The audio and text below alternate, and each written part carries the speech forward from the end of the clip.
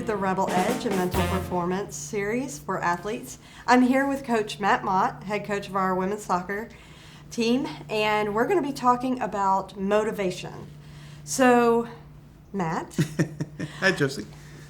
Welcome. Thanks for coming. Yeah, happy to be here. Yeah. So, talk to me about motivation. So, when you think about motivation, what is it? How does it separate the really good players from the players that aren't going to be as successful on your team? Yeah, I think really motivated players have this drive to be great, and I think you see it in everything they do. Right? They handle their business just at a different level. They're motivated, to be great, and I think you see them training extra. You see them showing up early. You see them eating right, sleeping right, hydration, and all the things it takes to be great are the players that are most motivated. I think, players can be motivated for certain games or certain moments, but I think the really great ones are motivated to be great. So you kind of, it's a lot of the same words over and over again, but I think if you kind of break that down, you look at what they do individually, and you see that type of motivation, the intrinsic motivation to be great. Absolutely. And you said the word intrinsic. So, there's two types of motivation. There's intrinsic and extrinsic. And intrinsic is what comes from the inside. You just want it for love of the game. You just love getting better. You love, sweating a lot or whatever it is. Extrinsic motivation is what comes from the outside. So, you want the accolades from the goal scoring. You get irritated when they don't list your name in the press release, or scholarship and awards. And we know from research that the more extrinsic motivations that are in place, that tends to decrease intrinsic motivation for athletes. So when athletes can, especially come to college, and really stay focused on what drives them internally, then they tend to rise to the top pretty quickly. Yeah, it makes total sense. I think when you look at a team, I think one of the jobs as a coach is part of it is motivation, right? But I think that is at the beginning of the game or beginning of practice or beginning of the season, to set that course and have motivation for the players of what is the goal and what are they trying to do and all those kind of things. But that kind of wears off, and it has to be the player that takes over and realizes they want it for themselves, and they're going to do it for them and the team and the coaches and all those kind of things. But you need that motivation to drive you. And if you don't have motivation, those are the players you see that don't show up for workouts, right? And voluntary workouts, they don't show up, or they don't, they're not following the protocols that you need to follow to be great. And so I think you can see it both ways out of the players, but I think as a team too, when you talk about a team, what motivates them? Is it I talk to the team a lot about you're not playing against the team because of what it says on the front of the jersey. You're playing because the game is really important, and you want to be the best you can no matter who you're playing. You don't need that front of the jersey to be your motivation. Your motivation is that you're stepping out on the field. I think some athletes struggle sometimes to stay motivated. Have you seen that? Absolutely, yeah. Absolutely, and that's tricky, yes. Right? When they start headed down that direction, it's hard to get them to turn it around, to come back to being, what in the moment is hard, right? And you talk about players that have been here and they want to go back and they wish they had more years and all those kind of things. In the moment, it's hard to keep that motivation for a very long season, and a lot of training and a lot of wear and tear on your body, and mentally huge work that it takes to be great. And so that long season sometimes is a detriment to your motivation. But I know that you've seen players lose motivation and are able to get it back on track, and that's usually pretty exciting to see. Yeah, those are the ones I send to you. Fair enough, and I'm happy to help. Find that motivation. I'm happy to help. I know we've been talking about something with your team that I think is key to this conversation, and it's about what's your why. And every athlete, it usually happens at a camp or something, sits down and says, why do I do this? Well, my grandfather was really proud of me and he passed away, or I was really inspired by Mia Hamm and just want to be the best, or everybody's got that kind of story or whatever. But there's really a layer to it that's underneath that's motivating. Because if you're just doing it because, you want to make your parents proud, I think that's great. But I don't know, at 5:30 in the morning when you're headed to weights and your body is already really sore and you realize that you've got 3 more days in this week, you might think, my parents might be proud of me anyway if I quit, And so that's it. You've got to find what really is underneath all that. And I think that finding the why behind your why, we've talked about that some, has been really helpful. So what have those conversations been like for you? Yeah, I think it's great because I agree with you. Everybody has a why, but why is the why? And when we did it with the team, I thought it was fantastic. The exercise we did with you and the players, and I felt it was really interesting to see how deep some of them went and how they found it and how they arrived there. And we talked to some of them. That was about a 2-week period between. We gave about 2 weeks to think about it.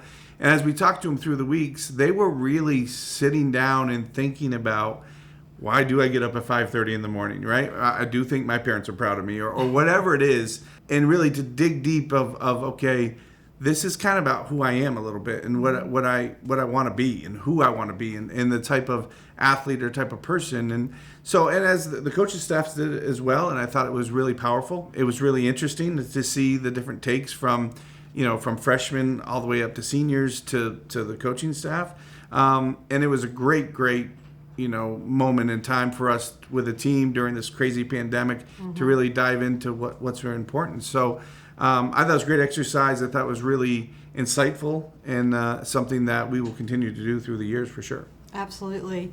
I know that one of the words that comes up over and over that is really key to this conversation is values. What drives you to make this decision rather than this decision? What, your why you're playing soccer and stuff, but what is driving you to go to bed at 10 o'clock when everybody else is going to probably roll in at midnight, what is driving you to go to the field extra? And when you can dig deep and know that, then I think it's really, it's a motivation that isn't transient. It stays with you and it keeps you on the right track when you have an outcome or a goal that you are looking towards. Sure. I tell almost every recruit I talk to, I say to them, we want serious soccer players. We want people that soccer is really important to them. And it's interesting because I say, you're going to miss things. You're going to miss out on things. You're going to have to go to bed at 10 o'clock. You're going to have to get up early. But there's no better feeling than standing out there at our soccer complex dripping with sweat after we just beat Florida or Auburn or Mississippi State and singing the Hotty Toddy cheer with all of your friends in the stands and family cheering for you. Like that feeling, very few people get that. And it's unbelievable, and it's worth all of that work. But to get to that point, you have to have that motivation when those 10 games that we get on that field is it, right? So those other 360 or 355 days, you have to find those whys.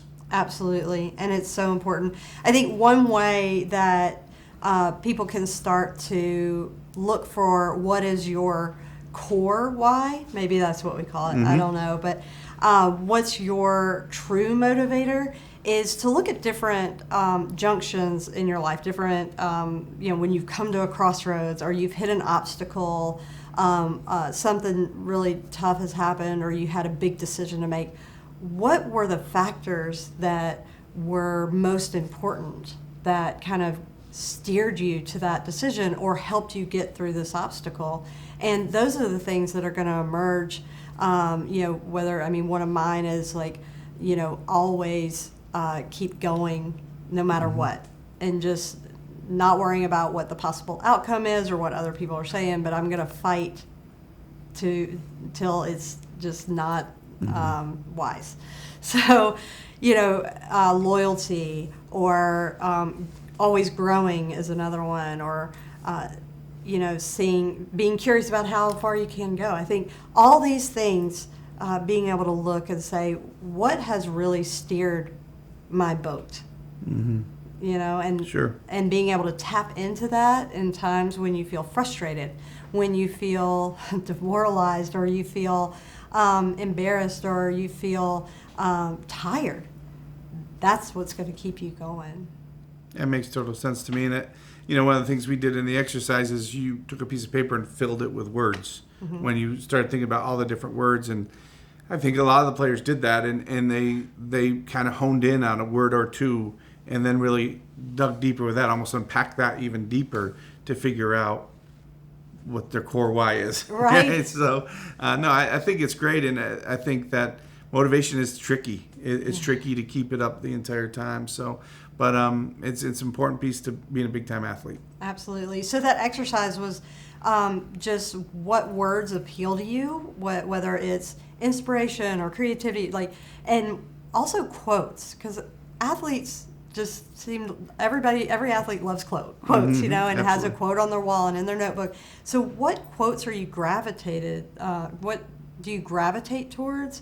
And that tells you a lot about what's deep inside, because you're wanting to speak to that, right? So you fill up a page, and then what sticks out or what theme emerges, and then that'll give you some clues. So that was the exercise that we did. Yeah. That was helpful. I had one of the players showed me their sheet, and I'm not going to say who it is, but they had one word in the middle, and then they had all these words around it. But she said that word just kept coming back and back and back to me. So I thought it was a great exercise. Absolutely, and that's the one. When you find that word or phrase or two words or whatever it is, I think it's really important to share that with somebody, because when all the chips are down and times are tough and you're like, I do not need to be doing this or whatever, you can go to that person and say, I am just not feeling it, and they could say, just remember loyalty or trust or camaraderie, whatever it is, and that can be really helpful. So I think having those why buddies. We're coining a bunch of words today. We got it going today for sure. So, but I think that's really important to have somebody that can remind you of how to stay motivated. I also think too, motivation isn't necessarily something that you always feel. That's really important, because I don't always feel motivated. My choices have happened because of my motivation, and I need to stay committed to my choices. So I have made the choice to be 5 minutes early to every workout or every practice.